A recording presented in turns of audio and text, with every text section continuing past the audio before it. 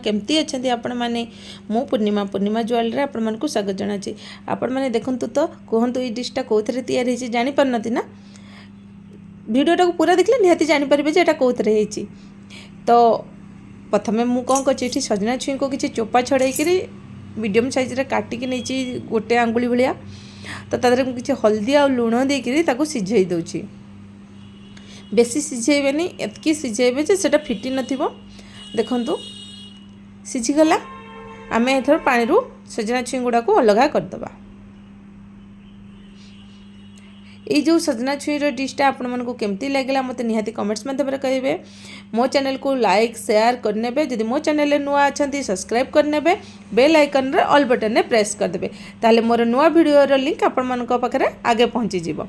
तो आम प्रथम सजना छुई को सिझे काढ़ीदेले तापर गोटे बाउल में मुझे 2 चमच बेसन नहीं तार किसी हल्दी गुंड लंका गुंड धनिया गुंड आउ अल्प गरम मसला तापर किसी लुण आउ कला जीरा नहीं 1/4 स्पून हम ए सब देकरी पानी देकरी आम मिसेकरी तार गोटे बनईदबा आण प्रस्तुत करनबा। जमती आम पकुड़ी बा आलू चॉप कला बेले जी थिकनेस बा थिननेस रखी था सेमती ही रखा। मुझे प्राय अध ग्लास पानी लगी मोर ताकू सब गुड़ा को देकर भल भाव फेंटीदबा जमती कि लम्स न आसो। आपड़ अल्प अल्प पानी मिसेक फेंटू कहीं पानिया हो डर थाए। तो से अल्प अल्प मिसे रखले आप ठीक कंसिस्टेंसी जानीपर देखिले एमती कंसिस्टेंसी रखिए। तापर फुलवाई कि मुझे अल्प गोटे पिंचर खाଇବା सोडा देती आ कि कटा धनिया टेस्ट और स्मेल भल आसवाई ये सबको दे आम मिसेदबा। तापर जो सिझे रखिथे सजना छुई गुड़ा ताकू आम पकईदबा ताकू भी मध्य पकईकि आम भल भाव में मिसेदबा।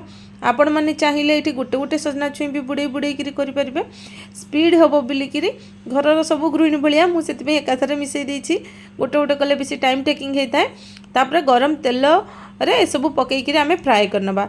तेल जितेबाला आम पकईबा तेल तो गरम थी कि पकईबा पूर्व तेलटा गोटे सिम करदबा ना प्रथम जोटा पकई से पोड़ जाव देखला शेष बेलू हो न पकई सारापर आम जाकि फ्लेमटा को लो मीडियम करवा किंतु जितेबाला गरम तेल रे पकईबा तेल भल भाव में गरम होता दरकार। तापर सिम करके गोटे गोटे सबू छुई गुड़ा को आम भल भाव जो बेसन रे कोट करके ही पकईबा।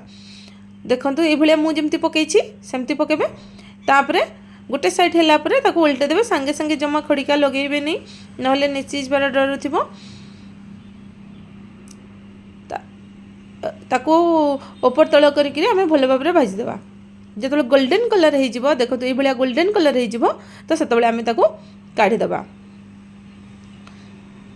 बेसी ताठू बेसी करेंगे नहीं ना खाला बेले टाण टाण लगे से भाई आम बाकी सब जितक सजना छुई अच्छी ताकू भी छाणीदबा।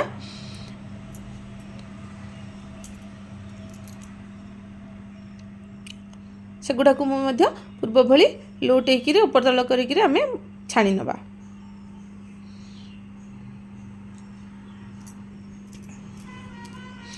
रेडी हो गला ना सब गुड़ा छाणीदेले आम के सुंदर देखा जाउछि ना खाइले भी से टेस्टी लगी थाए।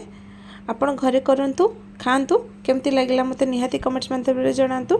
आपण मन का कमेंट रो अपेक्षा रे।